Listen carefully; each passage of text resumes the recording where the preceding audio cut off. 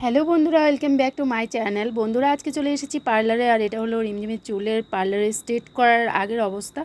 তো দেখো, ওর চুলে ক্রিম মাখানো হয়ে গেছে। আজকে ও চুল স্ট্রেট করবে, তার জন্য আমরা চলে এসেছিলাম পার্লারে।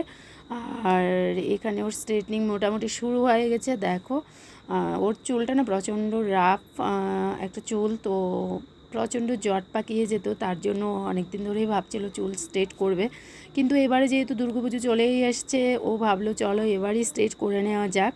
আর প্রচণ্ড বায়না ধরেছিল এবার স্ট্রেট করবে বলে, তার জন্য এখানে পার্লারে নিয়ে চলে এসেছি। আর ওর এদিকে স্ট্রেটনিং পর্ব মোটামুটি শেষের পথে, ঠিক আছে। আর তোমরা তো জানোই, যারা চুল স্ট্রেট করেছে সবাই জানো মোটামুটি পার্লারে আসলে চুল স্ট্রেট করার জন্য কতক্ষণ সময় লাগে। তো আজকে মোটামুটি আমাদের দিনটা এই পার্লারেই কেটে।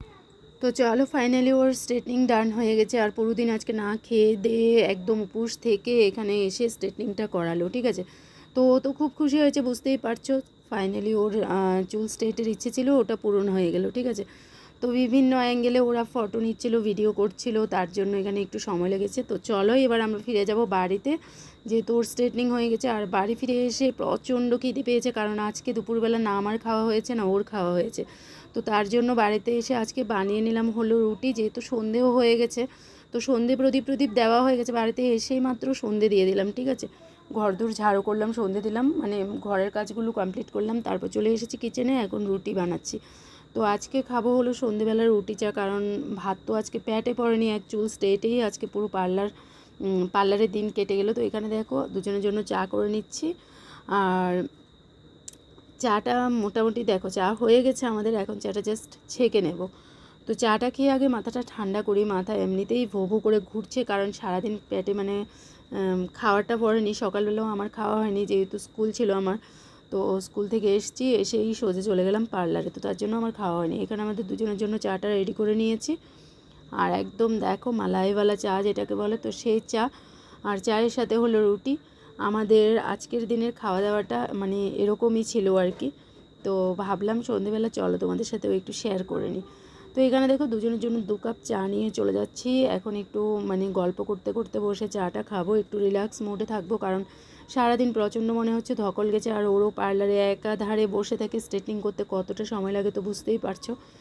তো এখন দেখো ও চা খাবে, এখানে দিলাম ওকে চা রুটি, আর আমার জন্য চা রুটি। আর বাড়িতে এসে ও তো চুলের এত যত্ন করছিল, মানে কি বলবো, চুলের জন্য বসতেও পারছিল না।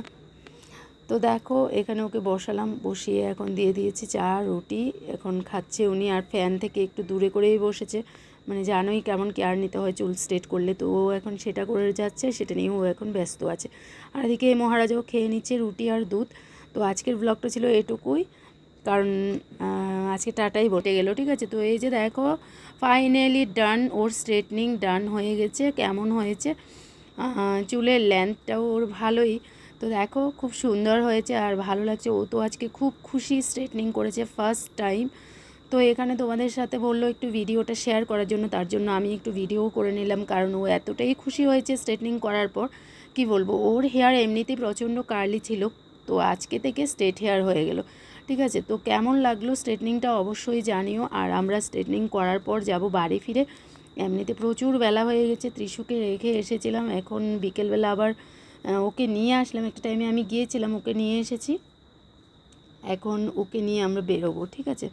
তো চলো ফাইনালি এদিকে ওর চুল স্ট্রেট ডান হয়ে গেছে। আর স্ট্রেটের পর দেখতেই পাচ্ছ বিভিন্ন রকম পোজে পর মানে ফটো নেওয়া হচ্ছে, ভিডিও করা হচ্ছে, এগুলো ঠিক আছে, এগুলো ক্লিপ নেওয়া হচ্ছে, কারণ যারা স্ট্রেটনিংটা করেছে ওরাও ওদের পেজে এগুলো দেবে, তো এই জন্য নিয়েছে। আর